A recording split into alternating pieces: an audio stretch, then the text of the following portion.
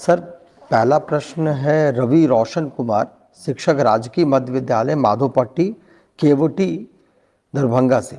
इनका सवाल है सर कि शिक्षकों और बच्चों के सृजनात्मक लेखन को प्रोत्साहित करने और उनकी रचनात्मक कौशल को एक मंच प्रदान करने के लिए शिक्षा विभाग द्वारा अर्धवार्षिक अथवा वार्षिक तौर पर एक मेगा इवेंट का आयोजन किया जाए।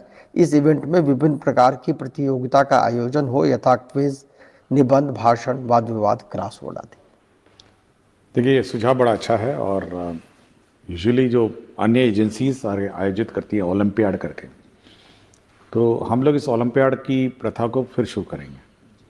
और विशेषकर मैथ्स ओलंपियाड, साइंस ओलंपियाड है, ये दो सब्जेक्ट है जो बहुत इजीली हम लोग इवेलुएट कर सकते हैं। जहाँ तक वाद विवाद और एसे और राइटिंग है, ये इसमें इवेल्यूशन का बहुत कठिन प्रक्रिया है, बट उसका भी हम लोग रास्ता निकालेंगे। लेकिन हम लोग शुरू करेंगे पहले मैथ्स और साइंस से, जो इमीडिएटली हम लोग उसको ऑनलाइन एग्ज़ाम लेंगे और उसके बाद रिज़ल्ट आ जाएगा। और भाषा है और जो वाद विवाद है, इसके लिए अलग से कार्यक्रम। बट मैं ज़रूर इस सुझाव से सहमत रखता हूँ और हम लोग कोशिश करेंगे कि जल्द ही जल्द ये ऑनलाइन जो ओलंपियाड की प्रक्रिया है, ये क्लास 4, 5, 6, 7, 8, 9, 10 सबके लिए हम लोग आयोजित करेंगे। Thank you so much sir.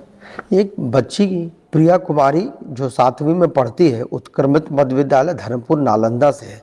इसने सवाल पूछा है सर कि स्कूल का संचालन फुल डे है, जिसके कारण यूनिफॉर्म की सफाई, स्कूल बैग, जूतों की सफाई एवं बाल और नाखून की कटाई का पर्याप्त समय नहीं मिल पाता है, जिसके कारण कभी कभी गंदा यूनिफॉर्म या नहीं सूखने के कारण गीला यूनिफॉर्म ही पहनकर स्कूल जाना पड़ता है। क्या शनिवार को स्कूल का संचालन पूर्व की बात ही हाफ डे नहीं हो सकता है? देखिए, हाफ डे का तो समस्या है, क्योंकि आरटी में हमको एक सप्ताह में कितने घंटे पढ़ाने हैं निर्धारित है। और यदि बच्ची को ये समस्या है, ये समझता हूँ, क्योंकि जब भी मैं किसी विद्यालय में जाता हूँ तो बच्चा बोलता है कि मैं पूछता हूँ कि क्यों यूनिफॉर्म नहीं हुआ? सर, वो गीला हो गया, पीछने के लिए डाल दी जी। तो ये समय समय पर कौन पीछने के लिए डाला है और कौन जानबूझ के यूनिफॉर्म में नहीं आया है, इसका हमेशा डाउट रहता है। तो अगर धोने का ही समस्या है, पीछने का ही समस्या है, तो हम शनिवार को कम से कम एक दिन नॉन यूनिफॉर्म डे रख सकते हैं। हेडमास्टर ये अपने स्तर पर ये डिसाइड कर सकते हैं कि शनिवार को नॉन यूनिफॉर्म डे रखें, जब बच्चे की माता या सब लोग अपना कपड़े धुलाएंगे और 2 दिन में तो सूख जाएगा, प्रेस भी हो जाएगा, और मंडे को फिर 5 दिन यूनिफॉर्म रखेंगे। तो एक दिन की छूट हम लोग हेडमास्टर पे छोड़ देते हैं। अच्छा जी, ठीक है ना, ताकि हेडमास्टर में डिसाइड करेंगे कि हर चीज़ का हम लोग यहाँ पे अब गाइडलाइंस निर्धारण नहीं सकते हैं, तो ये इंडिपेंडेंस उसको दे देंगे, तो लिख देंगे कि भाई। लेकिन ये ज़रूर है कि अगर एक दिन की छूट दी है तो 5 दिन फिर यूनिफॉर्म होना चाहिए जी। तो ऐसा ना हो कि फिर ट्यूसडे कह देगा पीछने के लिए भेज दिए हैं और वेडनेसडे भी कर देगा जी। तो ये थोड़ा, या तो आप डिसिप्लिन 7-6 दिन रखिए, या फिर आप एक दिन नॉन यूनिफॉर्म देते हैं। बाकी प्राइवेट स्कूल में भी ऐसे ही है जी, एक दिन वो टी शर्ट पहन के आते हैं और अन्य ड्रेस पहन के आते हैं, तो हम लोग भी कर सकते हैं जी। एक सुरभि सिंह है, इनका सवाल है, क्या केंद्रीय विद्यालय और निजी विद्यालयों की तरह बिहार के सरकारी विद्यालयों में भी दिसंबर जनवरी महीने में बच्चों और शिक्षकों को ठंड की छुट्टी दी जाएगी? देखिए, इस बार हम लोग समर वेकेशन का टाइम निर्धारित कर देंगे और बिल्कुल स्पष्ट डेट से, मतलब इस तारीख से इस तारीख तक हम लोग दिसंबर में निर्धारित कर देंगे, ताकि सभी जो भी टीचर हैं अपना समर वेकेशन प्लान कर सकें पूर्व से जी। उस दिन उस पीरियड में कोई क्लासेस नहीं चलेंगी जैसे पूर्व में चलती थी, और पूरी छुट्टी रहेगी उस समर वेकेशन में। टीचर अपना जाएं, घूमें, यहाँ जाना जाएं। बहुत सारे टीचर्स अन्य राज्यों से भी आए हुए हैं, तो अपने घर जाएंगे जी।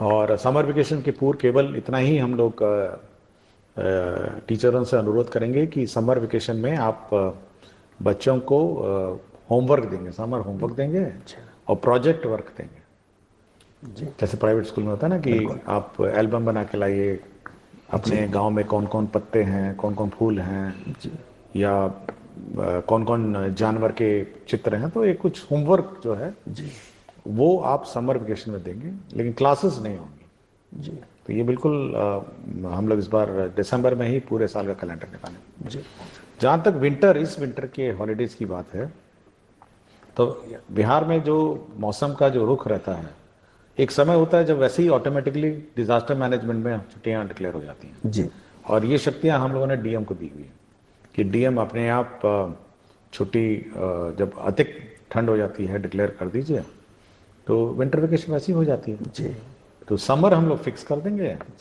और वो भी हम लोग इस बार टाइमिंग देख लेंगे कि कब अधिक गर्मी है, कब है, क्या है, और उसी अनुसार लास्ट ईयर का जो टेम्परेचर ट्रेंड रहा है उसी के अनुसार उसको मैच करके हम लोग समर वेकेशन देंगे। और विंटर तो ऑब्वियसली पता ही है कि कब ठंड होती है जी, और डीएम लोग ऑथराइज है। Thank you sir. एक बीपीएससी की टीआरई 1 की शिक्षिका है ऋतु राज, प्राथमिक विद्यालय 5 गाछी टेढ़ागाछ किशनगंज से। इनका सवाल है कि शिक्षा को रुचिपूर्ण और बहुआयामी बनाने के लिए स्कूलों में स्मार्ट कार्ड, स्मार्ट बोर्ड या प्रोजेक्टर उपलब्ध करवाने के बारे में भविष्य का क्या प्रावधान हो सकता है।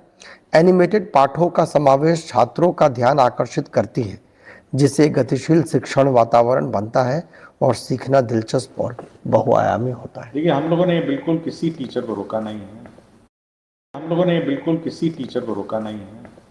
आप 42 इंच का टीवी खरीद लीजिए और अपना क्लास चलाइए। जी और जो सरकार जो शिक्षा का कोष उनका है, जो राशि है, विकास मद है, आप खरीद लीजिए, मना नहीं किया। बाजार में अपना लोकल में जाइए, टीवी खरीद लीजिए, यूएसबी पेन ड्राइव लगाइए, काम क्लास चला लीजिए। तो ये हम लोगों ने किसी को नहीं रोका। तो जिसको जहाँ जगह मिले, टीवी लगाना हो, प्रोजेक्टर खरीदना हो, अपना खरीद लेना। तो 50,000 से नीचे आता है टीवी जी, बड़ा बड़ा टीवी आता है, गांव में मिलता ही है, सब घरों में टीवी है।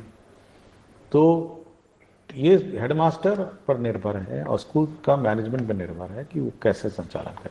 बिल्कुल। हम लोगों ने किसी प्रकार का कोई रोक नहीं लगाया है।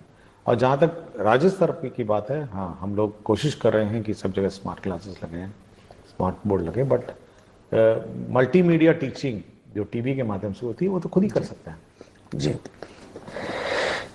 एक प्रेम प्रकाश मिश्रा जी हैं, अध्यापक टीआरई 1 के हैं, उर्दू प्राथमिक विद्यालय मदनपुर औरंगाबाद में है। इनका सर सवाल है कि उर्दू विद्यालय में सामान्य शिक्षक के पदस्थापन के कारण बच्चों को पढ़ाने में बहुत परेशानियां आती हैं, क्योंकि सारी पुस्तकें उर्दू में हैं, हिंदी और अंग्रेजी छोड़ के, और उर्दू न आने के कारण गूगल ट्रांसलेट का उपयोग करना पड़ता है, जिसमें कई बार बहुत परेशानियों का सामना करना पड़ता है। क्या विभाग इस पर कुछ विचार करना चाहेगी कि उर्दू विद्यालय में पदस्थापित सामान्य शिक्षक का ट्रांसफर या प्रतिनियुक्त किसी अन्य हिंदी विद्यालय में हो सके? देखिए, उर्दू विद्यालय में जैसे कि खुद ही कह रहे हैं कि सब सब्जेक्ट्स उर्दू नहीं है, कुछ हिंदी और इंग्लिश है और कंप्यूटर भी है। जी। तो जो सब्जेक्ट्स इनके उर्दू से संबंधित नहीं है वो तो पढ़ा ही सकते हैं जी। लेकिन एक बार रिव्यू कर लेंगे कि कितने उर्दू टीचर हैं, कितने ये हैं, हिंदी टीचर उर्दू स्कूल्स में हैं, बट जो नॉन उर्दू नोइंग टीचर हैं, कम से कम जो गैर उर्दू सब्जेक्ट्स हैं जी, कंप्यूटर है, उस मतलब कुछ साइंस है, ये सब पढ़ा ही सकते हैं जी। बट ये हम लोग मिसमैच जो हो गया है ये एक बार चेक कर लेंगे जी, थैंक यू सर। क्या विनय स्कूल शिक्षक है सीवान से, क्या अब कक्षा 8वीं और 10वीं के बच्चों को मुख्यमंत्री बिहार दर्शन योजना के द्वारा भ्रमण नहीं कराया जाएगा? क्या बच्चों को अपने से ही कहीं भ्रमण के लिए ले जाया जा सकता है? यदि हाँ, तो इसके लिए क्या करना होगा? देखिए, ये कंपलसरी है। हर साल हम लोगों ने जो योजना मुख्यमंत्री परिभ्रमण योजना है, ये सभी के लिए लागू है और सभी को ही करना है जी। तो जो स्कूल छूट गए हैं, जिन का नहीं हुआ है, उनका हम लोग करा देंगे जी। अच्छा। और परिभ्रमण में हम लोगों ने बहुत ही क्लियर कहा है कि आपका पटना म्यूजियम है, बिहार म्यूजियम है जी। और जितने भी हमारे बिहार के दर्शनीय स्थल हैं वहाँ बच्चों को ले जाएंगे और बच्चों का भ्रमण कराएंगे। तो जो स्कूल छूट गए हैं वो हम लोग कंप्लीट करवा देंगे। Thank you sir. ये